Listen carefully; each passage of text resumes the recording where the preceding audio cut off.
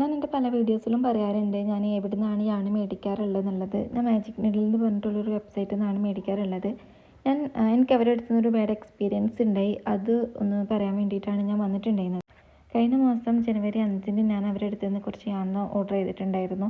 9-ന് അവരെനിക്കത് dispatch ചെയ്തിട്ടുണ്ടായിരുന്നു. അന്ന് അതിൽ 19-ന് എൻ്റെ കയ്യിൽ കിട്ടും എന്നാണ് കാണിച്ചിട്ടുണ്ടായിരുന്നത്.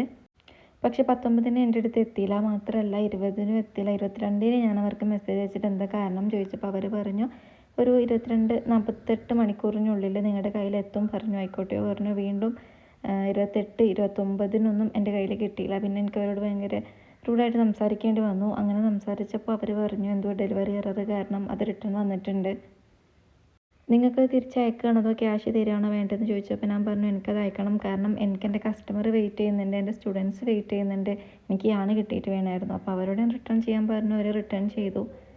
അങ്ങനെ 19-ാം തീയതി എനിക്ക് കിട്ടാനുള്ള യാണ് എനിക്ക് ഇന്ന് ഫെബ്രുവരി 5-നാണ് എൻ്റെ കയ്യിൽ കിട്ടിയിട്ടുണ്ടായിരുന്നത്.